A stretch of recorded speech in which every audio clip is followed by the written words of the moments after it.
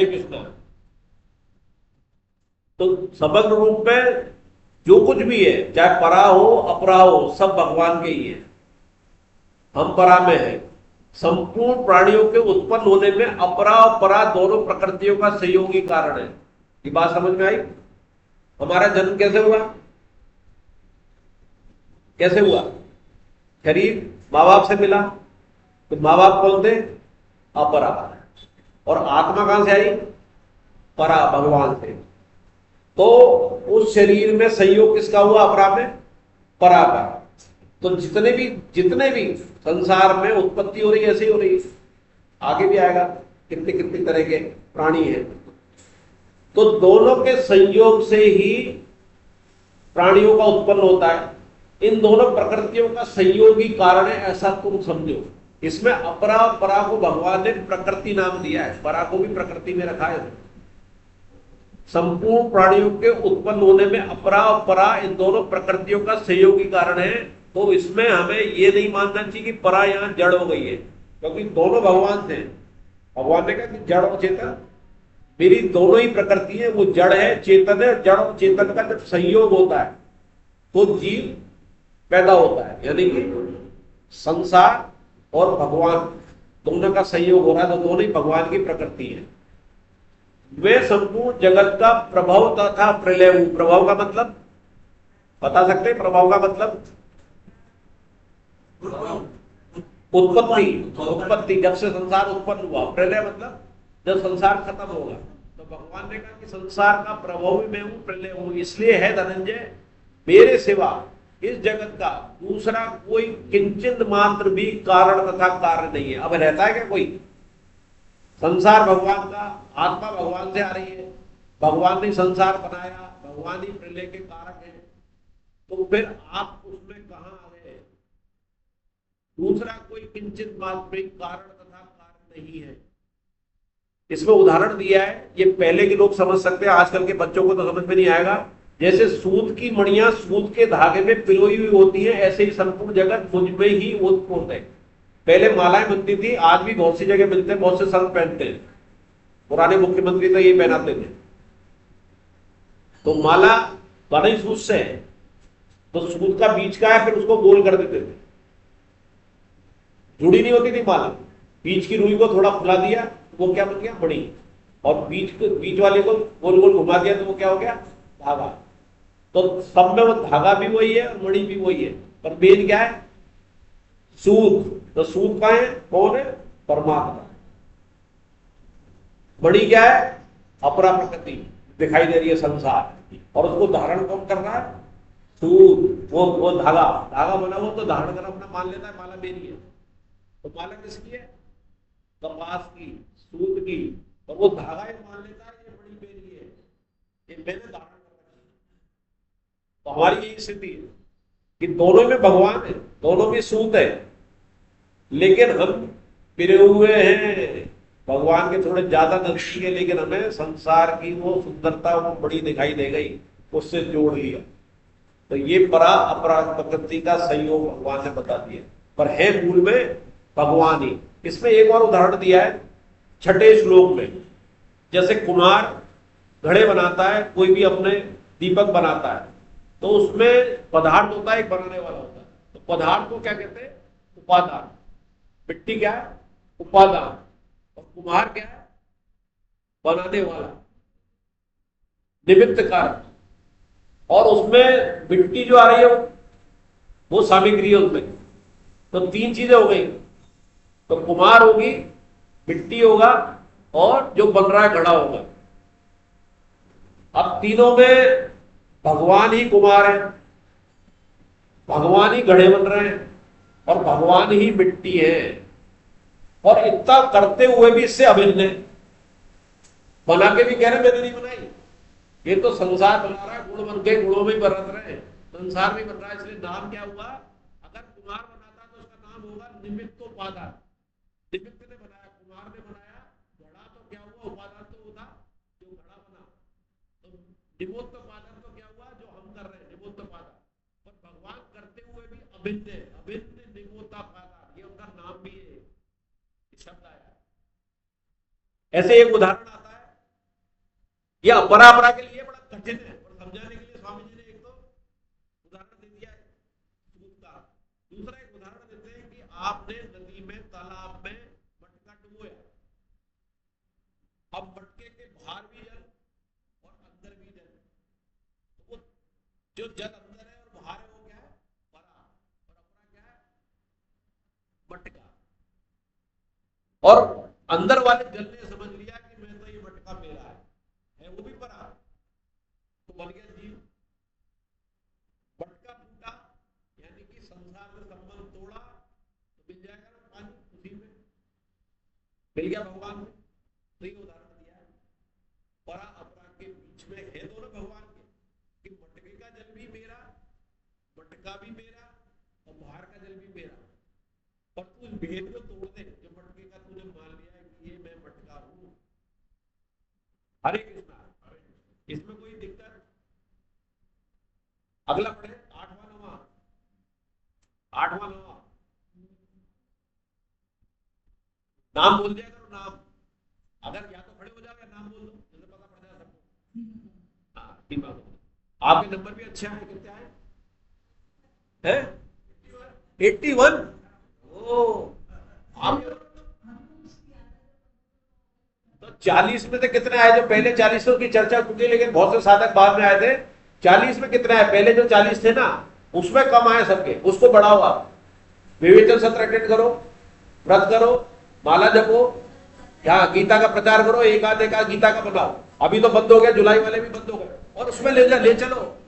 अरे उसमें ये जो चल रहा है ना, वृंदावन आ रहा सेमिनार में 30-35 सीट खाली है, उसमें भी अगर एक को ले जाओगे नंबर मिल जाएंगे आपको। आप भी चलो अपने, अरे डालिए ग्रुप में 20 और 21 सितंबर को है।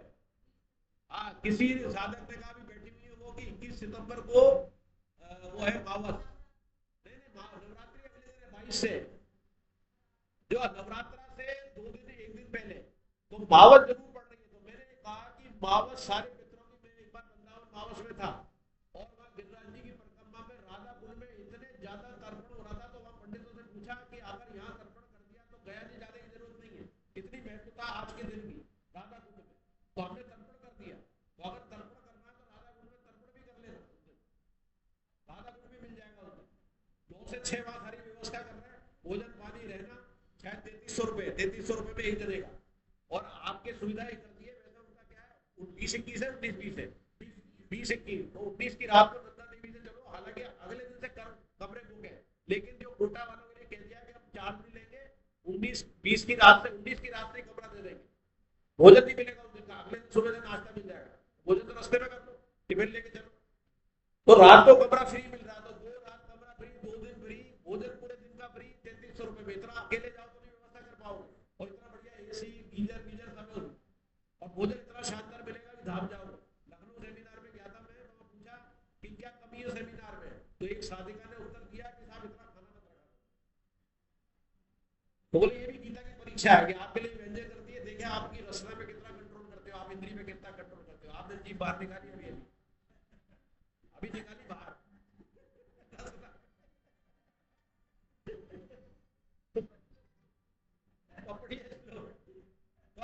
वृंदावन सेमिनार जा सकते हैं, खाटू श्याम जी है, जो खाटू जी का भी गए हो, खाटू जाना है तो खाटू श्याम जी का भी आज मैं भेज दूंगा, भेजा हुआ ग्रुप में, देखना पुराने में पड़ा, खाटू श्याम जी में भी है, वो भी सितंबर में।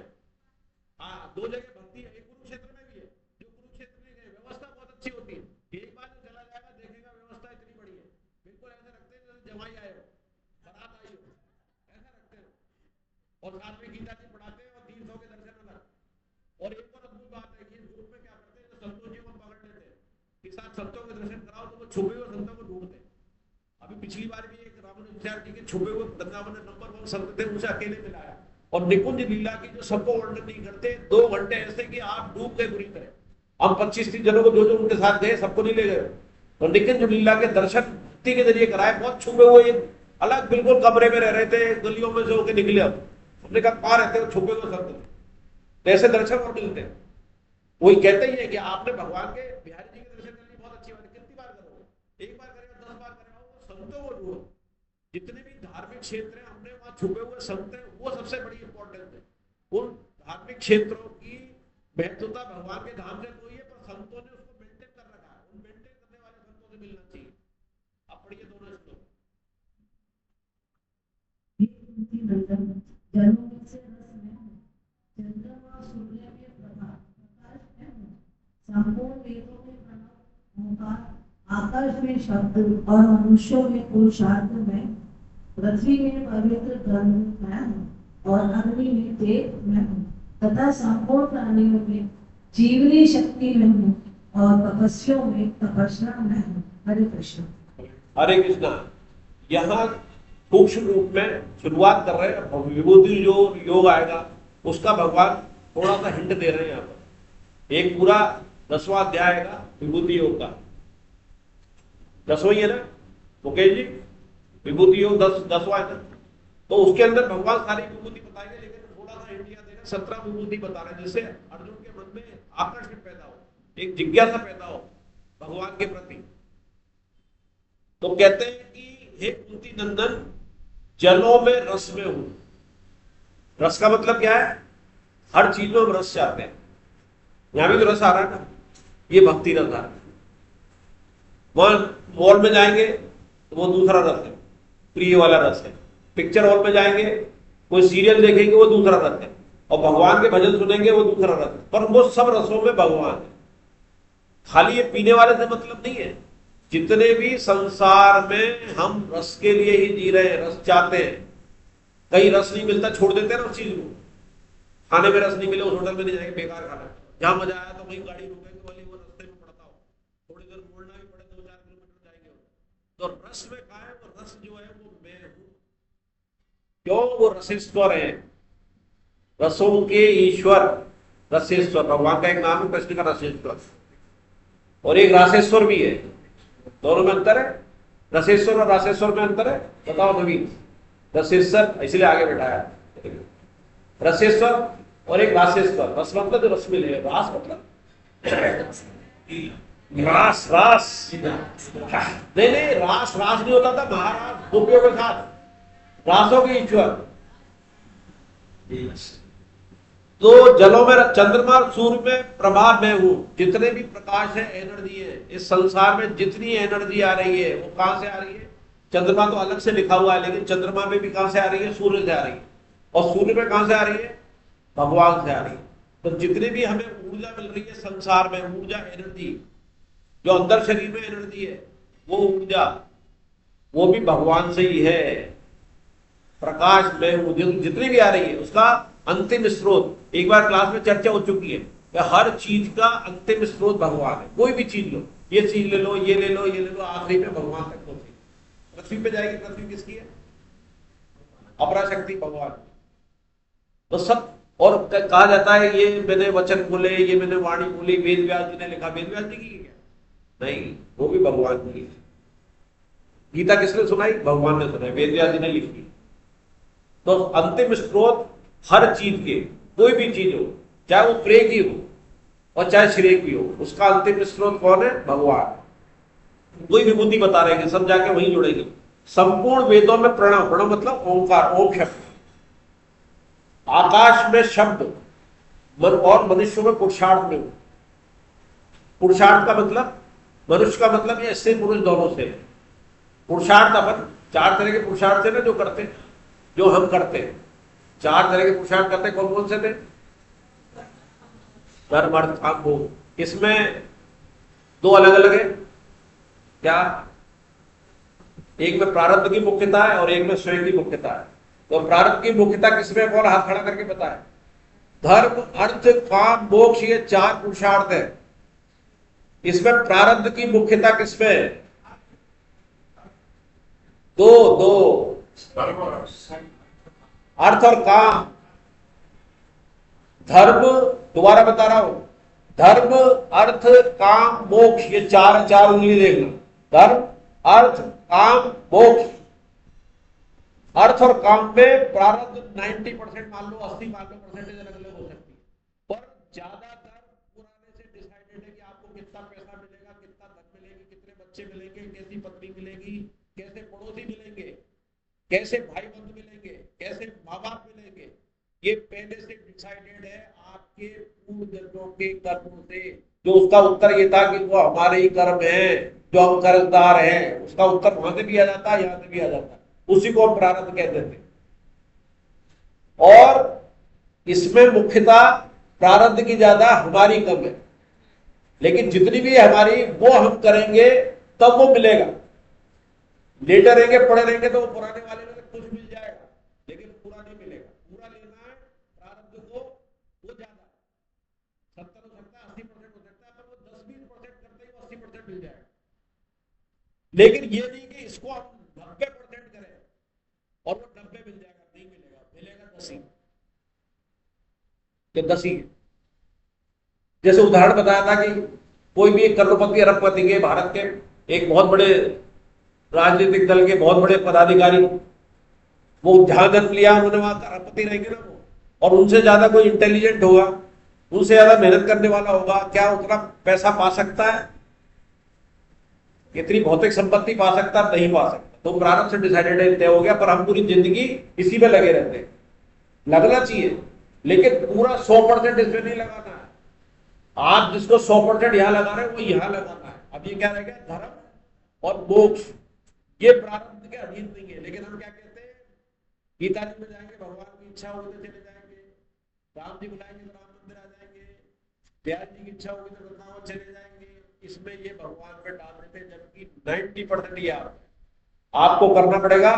तो एक पग अगर आप चलाओगे तो भगवान का जो एक पग तो बहुत तगड़ा है, भगवान ने कहा मैं एक पग चला दूंगा, एक पग कितना बड़ा है बलि के समय पता पड़ा। तो ये 90% आपको ही करना है, प्रारब्ध से नहीं है। प्रारब्ध से होता तो आपका जन्म यहां नहीं होता, तो संत महापुरुष होते आप। अब क्या करना है? अब करना तो ही, तो धर्म, अर्थ, काम। तो अर्थ क्या करना है? अर्थ क्या करना है? कामना के लिए कमाना है क्या? नहीं। अर्थ कमाओ, खूब कमाओ, अपनी कामना भी पूर्ति करो, लेकिन सब कुछ कामना के नहीं। कामना की कभी तो पूर्ति हो जाएगी, उसके बाद क्या करोगे? किसमें लगाना है? धर्म में लगाना है। और कामना किसकी करनी है? आखिरी में सारे संसार की सब लात खा रहा हूं, खाता था, लात खा के आता कर्मयोगी। तो जब लात पड़ जाएगी तो क्या होगे? किसकी तरफ? कामना फिर आखिरी में किसकी? मोक्ष की। तो पहले ही कर लो। तो कामना मोक्ष की, अर्थ धर्म के लिए कमाना, ये दोनों प्रारब्ध से ज्यादा, और ये इस जन्म में करना। आगे धर्म अर्थ काम हो। अब अगली क्लास में पूछेंगे, उत्तर सबको देना है। नहीं समझ में आया तो पूछ लो। हरे कृष्णा। तो पूछा था ये संपूर्ण वेदों में पढ़ो, आकाश में शब्द। तो ये 5 जो भूत है सबकी तन्मात्रा होती है, उसमें आगे भी आएगा ये, और ये भागवतम में ज्यादा लिखा है कि शब्द जो है तन्मात्रा किसी है, शब्द से पैदा हुआ आकाश। तो शब्द, आकाश में शब्द, मनुष्यों में पूछा तो पृथ्वी पवित्र गंधु, जैसे तेज अग्नि में होता है, तो पृथ्वी में पवित्र गंधु, गंध तन्मात्रा से पृथ्वी पैदा हुई है, और अग्नि में तेज तथा संपूर्ण प्राणियों में जीवनी शक्ति में हूं, तपस्याओं में तपस्या भी मैं हूं। और पुरुषार्थ का स्वामी जी आखिरी में एक लाइन कहते हैं कि परमात्म तत्व का अनुभव करना, परमात्म तत्व की तरफ बढ़ना ही असली पुरुषार्थ है। ये सारे पुरुषार्थों का अर्थ फिर किस पे जाएगा?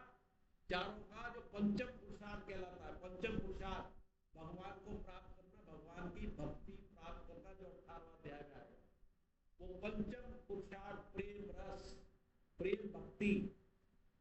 तो ये अंतिम लक्ष्य, चारों पुरुषार्थों का अंतिम लक्ष्य क्या हुआ? आपके पास धन भी है, आपके पास कामना भी है, आपके पास धर्म भी है, कामना मोक्ष की भी कर लिया आपने, पर खाली मोक्ष नहीं चाहते। जो भी काला साहब ने कहा कि मोक्ष नहीं चाहिए, ये सबसे ऊंची कामना है कि इधर भी भगवान का काम और उधर भी भगवान का काम। तो बैकुंठ धाम में जाओ, वहां भगवान के साथ भजन, और यहाँ भगवान के भजनों का, भगवान का प्रचार। तो वो आगे पिछले अध्याय में आया था, योग भ्रष्ट आया था। योग भ्रष्ट क्या? उन्हीं घरों में जन्म देता है। तो वो तो उनके लिए कहा जिनकी भक्ति छूट गई है। लेकिन आपने केवल यही कामना रख ली कि बैकुंठ धाम जाऊं, यहाँ आ जाऊं, भले योग भ्रष्ट नहीं हुआ तब भी भगवान बैकुंठ धाम में बुलाएगा, लेकिन आपकी इच्छा भगवान प्रेम की है तो भेजता रहेगा। तो वो उससे भी ऊंची श्रेणी आ गई योग भ्रष्ट से भी। योग भ्रष्ट में तो कमी रह गई है। लेकिन ये 5वां पुरुषार्थ जिसने प्राप्त कर लिया भगवान का प्रेम, वहां भी प्रेम के लिए आएगा, यहाँ भी प्रेम करेगा। तो ये था कि इसमें सबसे इंपॉर्टेंट ये दो शब्द आखिरी के, संपूर्ण प्राणियों में जीवनी शक्ति में हूं और तपस्वियों में तपस्या में हूं। तो जीवनी शक्ति कौन? जो आत्मा है, प्राण है, वो भगवान ही है। वो निकल जाए तो क्या बचता है हमारे पास? प्राण शक्ति है, तो वो कौन है? भगवान है। और तपस्वियों के तपस्या तपस्वियों में तपस्या में हूं। जो उसके तपस्या मतलब जो तप है, तो तप कहां से आता है? भगवान से आता है। वो भी जो तप करने की शक्ति आती है। तप का अर्थ क्या होगा? तप का अर्थ क्या है? कर्तव्य कर्म करने में, शास्त्रों के साथ से जो कर्तव्य कर्म करना, उसमें जो कष्ट आते हैं उसको प्रसन्नता पूर्वक सहन करना तप है। प्रसन्नता पूर्वक।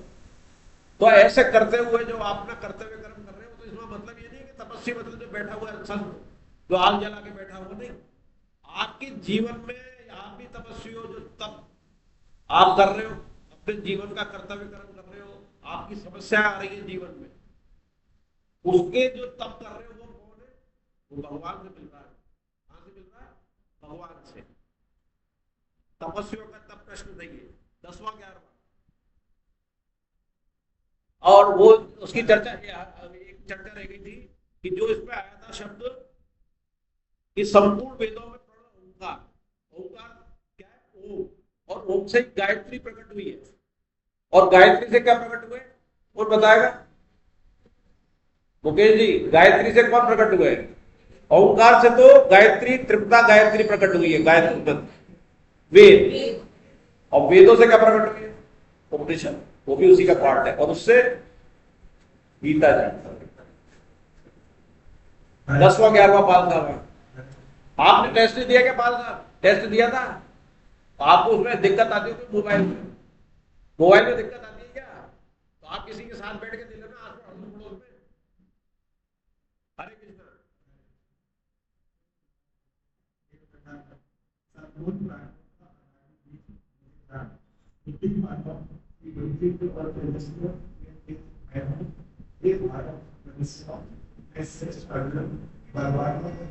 और रात से रहित है और प्राणियों में धर्म से काम में है।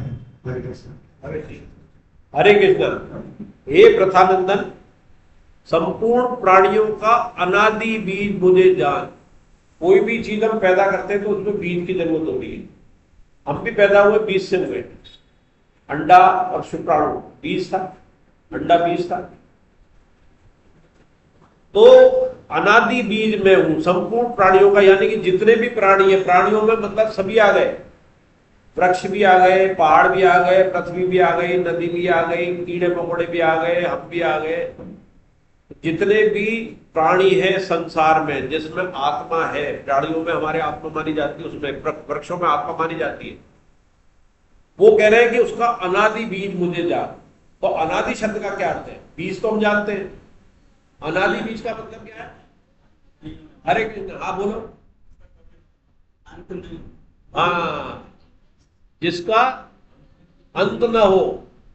एक और खूबी होती है उसमें, अंत नहीं होता और उसके नष्ट नहीं होता, उसी बीज से फिर बनता रहता है। एक और खूबी होती है कि जो जैसे पीपल का बीज है या किसी फल का बीज है, गेहूं का बीज है, एक बाजरे का बीज है, उससे गेहूं के बीज से गेहूं पैदा होगा, बाजरे के से बाजरा ही पैदा होगा। इसमें भगवान के बीज से सभी पैदा होते हैं। बीज वो है, लेकिन विभिन्न तरह की प्रकृतियों के जीव निकल रहे हैं इस संसार के जितने जीव, इसलिए अनादि है वो। एक तो अव्यय नहीं होता, उसका खत्म नहीं होता, और दूसरा एक ही बीज से इतने तरह के, और वो नष्ट नहीं होता, इसलिए अनादि कहते हैं।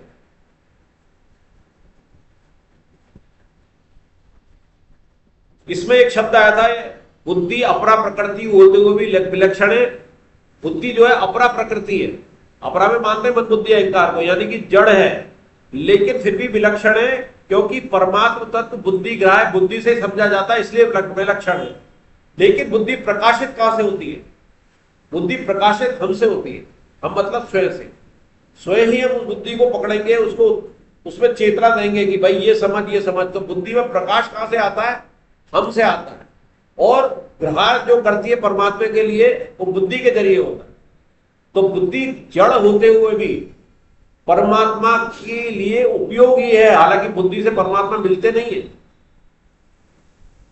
उससे शुद्ध कर सकते हैं हम अंतःकरण को। जो चर्चा आई थी कि अपनी बुद्धि के जरिए अपन भक्ति करेंगे, ये जैसे बुद्धि के जरिए आया ना, एक निश्चयात्मक बुद्धि कहां आई? बुद्धि में आई ना। तो एक निश्चयात्मक बुद्धि करी हमने, उससे कर्मयोग करने लगे, कर्मयोग करते करते हमें भगवान मिल गए। पर काम तो बुद्धि ने किया था, निश्चय तो बुद्धि में आया था। इसलिए वो 7 बार लिखने की इंपॉर्टेंस है। और 7 बार लिखने का प्रभाव 6 महीने में देगा। आप लिखते लिखते आपको लगेगा कि मैं लिख तो रहा हूं, कर दिया। यही भाव आना, एक बीज डल गया आपके, मैं लिख तो रहा हूं, कर दिया। फिर आपको याद आएगी लिखना भूल गया तो अगले दिन दुगने लिखो, तिगने लिखो। लेकिन वो 7 बार लिखने का उससे क्या होगा? एक बुद्धि उसमें लगेगी, उसको लगेगा कि मुझे ये करना है, मुझे ये करना है। क्योंकि संस्कार बचपन से जो पड़े रहते हैं वो अभी तक हम पे हावी रहते हैं। उस संस्कार को बदलना मुश्किल काम है। लेकिन भगवान की कृपा से 7 बार रोज लिखने से साल भर के अंदर हमारे बहुत से संस्कार द्रवित हो जाएंगे, खत्म हो जाएंगे। और इसको जारी रखने से हमारे अंदर एक दृढ़ता आएगी, एक निश्चितता बुद्धि आएगी। तो हम कर्मयोग में प्रवृत्त होंगे और कर्मयोग से फिर हमें भक्ति मिल जाएगी। तो तेजस्वी बुद्धिमानों की बुद्धि है, तेजस्वियों में तेज हूं, जिसकी पहले भी चर्चा कर चुके हैं। जो भी तेज है तेजस्वियों में, जैसे तपस्वियों में तप था, तो तेजस्वियों में तेज। तेज का मतलब उसमें जो भी ज्ञान है, जो भी एनर्जी है, वो कहां से? भगवान से। ये भरतवर्षियों में शेष अर्जुन बलवानों में काम और राग से रहित बल में हो। इसमें बहुत इंपॉर्टेंट शब्द दिया है, काम और राग से रहित। अगर कामना में हो गया, राग से रहित हो गया, तो वो संसारी हो गया, वो तो नष्ट होगा और आपको अधोगति में ले जाएगा। लेकिन अगर वो काम और राग से रहित बल होगा, और बल क्या है? एक उत्साह होती है। कामना और आसक्ति से रहित ये बल भगवान का स्वरूप है। लेकिन कामना आसक्ति से युक्त होने पर यह आसुरीति संपत्ति हो जाती है। कामना आते आसुरीति हो जाती है, त्याज्य। और त्याज्य नहीं करोगे तो तमोगुण के कारण ही आपको अधोगति में ले जाएगा। शास्त्र में धर्म के अनुकूल कठिन से कठिन काम करते हुए भी भीतर से जो उत्साह रहता है, उसी का नाम बल है। कितनी बड़ी परिभाषा दी है स्वामी जी ने कि शास्त्र में धर्म के अनुकूल कठिन से कठिन काम करते हुए भीतर से जो उत्साह रहता है, वही बल है। बिना उत्साह के आप कोई बल काम आएगा? कितने ही बल हो, अगर आपका उत्साह नहीं है तो आप वो काम कर ही नहीं सकते। लेकिन उसमें शर्त क्या है? कामना नहीं होनी है, आसक्ति नहीं होनी है। तो अगर आपने परिवार का काम भी किया, आपका परिवार चलाना है आपको, और परिवार का उद्देश्य ये है कि जैसे जैसे परिवार मजबूत होगा, ये इस परिवार को मैं भगवान में ही लगाऊंगा। कमजोर होगा तो कैसे लगाऊंगा? हम सक्षम होंगे जब तो हम भगवान के लिए कुछ कर सकेंगे। मेरे पास जो धन है, जो परिवार है, वो भगवान का ही दिया हुआ है। मैं इसको इसलिए मजबूत कर रहा हूँ ईमानदारी कि ये इसलिए मजबूत हो कि भगवान में लगे। तो आपके अंदर उत्साह भी आएगा और बल भी आएगा, और वो कामना भी कामना नहीं रहेगी। अगर आपने कामना को भगवान की तरफ मोड़ दिया तो आम के आम कोठियों के दाम, परिवार भी बढ़िया चल गया और पूरे परिवार को भक्ति मिल जाएगी। हरे कृष्ण। 12वां श्लोक।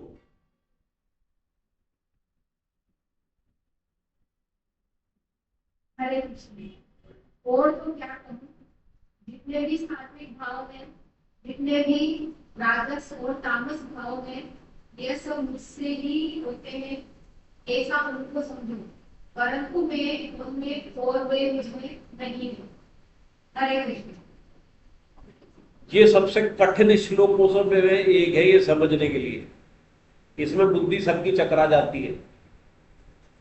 अब क्या कह रहे हैं कि जितने भी सात्विक भाव हैं, मतलब कह रहे हैं और भी कह रहे हैं, और तो क्या कहूं मैं, अच्छे बुरे सब में हूं मैं, कि जितने भी सात्विक भाव हैं और जितने भी राजस तथा तामस भाव है, तामस आ गया ना सबसे नीचा, वे सब मुझसे ही होते हैं। तो इससे तो पकड़ लेगा एक कम गीता ज्ञानी कुबुद्धि वाला की तामत भी तो भगवान की है, कर लो।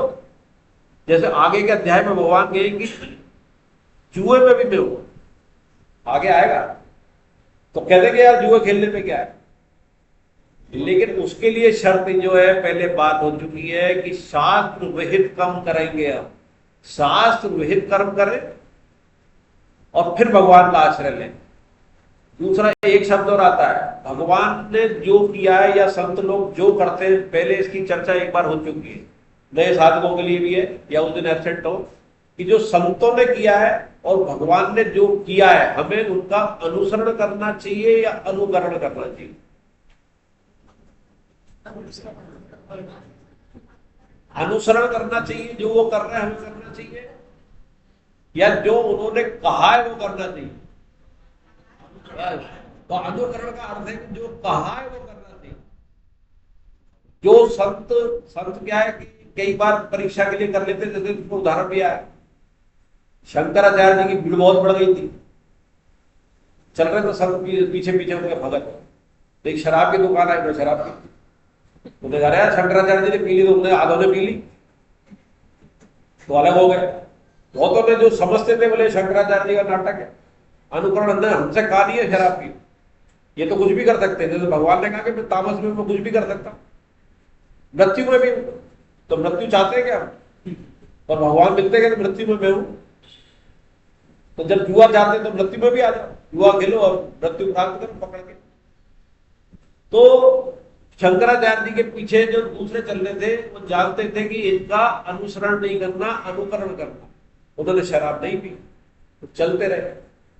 उसके बाद एक जगह आई जहां पर लोहा खोल रहा था, इस्पात वाले की कोई लोहार की थी और लोहा गर्म कर रहा था, तो उसमें से एक बाल्टी डाली, एक और तो जो डाला लोटा उन्होंने और उसको पी गए।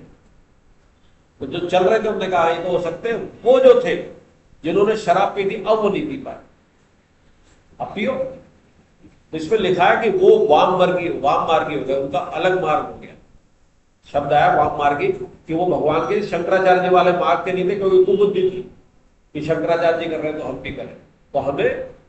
और एक उसमें एक कहानी और आई है, वो छूट गई शायद, कि एक फूक की दुनिया है, पढ़ा है, एक फूक की दुनिया, कि एक ज्ञानाचार्य थे, आगे आएगा तो वो भी इसी में आज ले लेते हैं।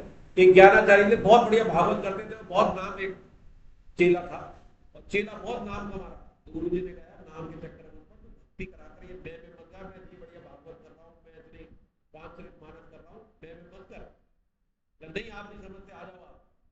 तो उस दिन शिक्षा देनी थी, उन्हें मंच में ले आए, ये मेरे गुरुदेव है, तो उन्होंने जानबूझ के ये दोष का दृष्टांत इसलिए कि हवा निकालनी शरीर से, अपने 9 द्वार है, प्राण 9 द्वार से निकलते, तो अपने बुधा से हवा निकाल दी, पात दिया।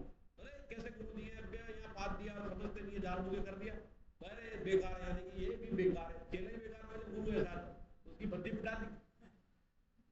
अब वो कथा को बैठ के गुरु जी आके वापस पकड़ी में, तो उसकी श्रद्धा उस पब्लिक की खत्म हो गई, श्रद्धा। अब दूसरा उन्होंने नाटक किया कि चले, तो एक मरी हुई चिड़िया पड़ी थी, उनने उठाई और उसमें अपनी सिद्धि से फूंक मार दी, उड़ गई, वो गुरुदेव तो कर देते तो वापस पलट गए। उन्होंने कहा देख एक फूंक की दुनिया है, एक फूंक उधर हो रही थी और एक फूंक में इधर की दुनिया के साथ में मत चल। हरे कृष्णा। तो तामस भाव भी भगवान नहीं है, पर वो इसमें तो क्या भगवान तीनों गुणों से परे है क्या, परे है ना भगवान, तो बोलो वो परे परे है ना, तो सतोगुण तमोगुण रजोगुण भगवान नहीं है, पर इससे परे है।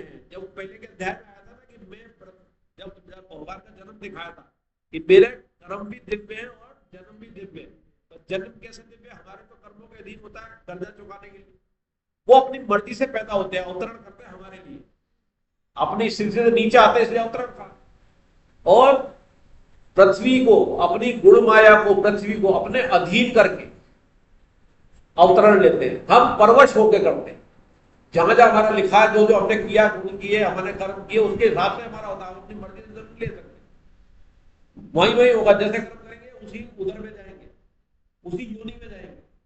इसलिए कर्मों की इंपॉर्टेंस हमारे लिए, लेकिन हम भी हमारे कर्म दिव्य हो सकते हैं। ये सवाल उठा नहीं था, अपने क्लास में भी आया कि कर्म दिव्य हमारे हम निष्काम हो जाए भगवान की तरह। भगवान इतना बड़ा कर्म करके सृष्टि रचना करके भी उसमें लिप्त नहीं होते। राजस तामस गुणों की रचना करी है उन्होंने करी है, लेकिन उससे निर्लिप्त है, उसमें नहीं है, वो आवनी से, लेकिन उसमें नहीं है, निर्लिप्त है, इसलिए उनके कर्म दिव्य होते हैं, सब उससे ही होते हैं, ऐसा उनको समझो। मैंने पैदा किए परंतु मैं उनमें और वे मुझ में नहीं है, न मुझ में न मैं उनमें। तो बड़ा उलझाना सा लगता है। तो इसका मतलब है निर्लिप्त भगवान ने हमारे लिए छोड़ दिया है कि सतोगुण भी छोड़ दिए पृथ्वी के लिए, रजोगुण भी छोड़ दिए, सारी क्रियाएं हो रही है उनमें, अच्छा बुरा। अब हमें देख दिया है कि हम कहाँ निर्लिप्त होते हैं और हम क्या करते हैं। हमारे लिए तीनों जरूरी है। तीनों क्यों जरूरी है कि हमें तमोगुण भी जरूरी है। 6 घंटे की नींद लेनी तो वो तमोगुण में आती है, लेकिन 6 घंटे से ज्यादा अगर 8-10 घंटे लेंगे तो वो तमोगुण में आ जाएगी। 6 जो पर्याप्त है तो वो तमोगुण नहीं है। 6 घंटे की नींद कहते हैं ना, उसमें निद्रा भी आती है, पर अत्यधिक निद्रा जितनी चाहिए उससे ज्यादा वो तमोगुण। रजोगुण जो हम क्रियाएं कर रहे हैं वो रजोगुण में, लेकिन वो क्रिया अगर निष्काम हो जाती है तो वही भक्ति करा देती है, वो सकाम हो जाती है, वो रजोगुणी हमें मुक्ति करा देता है, निष्काम हो गई। सतोगुणी मतलब सबका भला करना, सबका अच्छा करना, सबका अच्छा करना, और उसके मन में ये भी आ गया कि मैंने किया, जरा भी अहम आ गया तो वो गुण में फंस गया, तो वो स्वर्ग तक चला जाएगा, यहां तक कि ब्रह्मलोक तक चला जाएगा, लेकिन मुक्ति नहीं होगी। सतोगुण तो भी छलांग लगानी है। सतोगुण के बाद कैसे छलांग लगेगी वो आगे बताएंगे कि मेरे आश्रय होकर ये जो गुण है और माया है, भगवान के आश्रय होने पर मैं छूटेगा। और आगे के अध्याय में आएगा कि अविचारणी भक्ति, वो 11वें 12वें अध्याय में आएगा अविचारणी भक्ति। अविचारणी का मतलब व्यभिचार नहीं हो, कोई दूसरा नहीं आ जाए बीच में, केवल केवल भगवान से भक्ति, वो शुद्ध भक्ति। इसको यूं भी कह सकते हैं प्योर 24 कैरेट गोल्ड वाली शुद्ध भक्ति वो है, वो अविचारणी भक्ति। वहां के शब्द उल्टा लिया है भगवान ने, तो वे मुझ में नहीं है। लेकिन इसमें एक बात आती है कि जब भगवान भक्ति का वर्णन करते हैं तो भक्ति में भगवान कहते हैं सब कुछ में हूं। ज्ञान और कर्म में सब में अलग अलग आ जाता है सोच जो योगी होता है। गीता में भक्ति का वर्णन आता है कि भगवान कहते हैं सब कुछ मैं ही हूं, सत असत में भी मैं हूं। तो भगत के लिए तो सब कुछ सत असत जो कुछ भी दिख रहा भगत के लिए है कि सत असत में हूं, उससे परे भी मैं हूं। भक्ति में भगत तो सब में ही मानता है, पूरे से पूरे में भगवान देखता हो। लेकिन ज्ञान का वर्णन आता है वहां सत और असत का अलग हो जाता है। कहा था ना ज्ञान योग क्या है, विवेक के जरिए जो सत और असत को अलग कर दे वो ज्ञान योगी है। तो सत और असत जो अलग हो रहा है, जो सत अलग दिख रहा है असत दिख रहा है, वो किसके लिए, ज्ञान योगी के लिए। और भक्ति योगी तो वो भगत के उसके भगवान के परायण हो जाते। जब भगवान के परायण हो गया तो जो भी दिखाई दे रहा, जो भी संसार में उसकी नजर आ रही है, वो बुरा अच्छा जो भी है वो भगवान का है, उसके परायण हो गया, उसके आश्रित हो गया, सारी श्रद्धा उसमें होगी। भक्ति की जो 2 शर्तें आई तो उसमें सत और असत दोनों में भगवान देखता है। तो बात हो गई कि सत असत में भगवान ने यही बता दिया हमें कि भक्ति के जरिए भक्ति योगी तो मुझे देखता सत असत में एक, और ज्ञानी योगी सत असत दोनों में अलग देखता है। और फिर आखिरी में भगवान कहेंगे दोनों से अलग हो। वो दोनों से अलग कैसे हो, वो आगे के अध्याय में आएगा जब पुरुषोत्तम योग आएगा। पुरुषोत्तम योग में भगवान कहेंगे मैं पुरुषोत्तम, जो ये जड़ यानी अपरा और परा प्रकृति, तो अपरा के लिए तो कह देंगे भगवान इससे तो मैं अतीत हूं, और जो जड़ ये परा प्रकृति है, अतीत मतलब इससे भी ऊपर जो दिखाई दे रहा है तुम्हें जड़, उससे तो अतीत हूं। और जो परा दिखाई दे रही है या आत्मा जीव दिखाई दे रहा है, इससे मैं उत्तम। तो भगवान अपने से दोनों को अलग कर देंगे, दोनों को फिर उस समय एक प्रकृति बना देंगे, तो पुरुषोत्तम कहलाएंगे। वो पुरुषोत्तम योग में आगे आएगा। इसमें एक उदाहरण बहुत अच्छा दिया है कि जैसे स्वाति नक्षत्र की बूंद गिरती है, सांप के मुंह में जाएगी तो क्या होता है, जहर बन जाती है। सीपी में जाती है, स्वाति नक्षत्र में जो बूंद गिरती है वो क्या, मोती बन जाती है। और मिट्टी में गिरती है तो क्या बन जाती है, मिट्टी बन जाती है। कीचड़ में गिरती है तो गंदगी बन जाती है। तो चार, तो भगवान वही है सब में, लेकिन वो जिसके जैसे गिरे 7वें गुण में आएंगे तो आपको वैसे नक्षत्र के साथ मोती बन जाओगे। तो ये उदाहरण दे दिया, अनुसरण अनुकरण वाला अपन ने पढ़ लिया था। हरे कृष्णा 13वां 14वां नाम बोलो।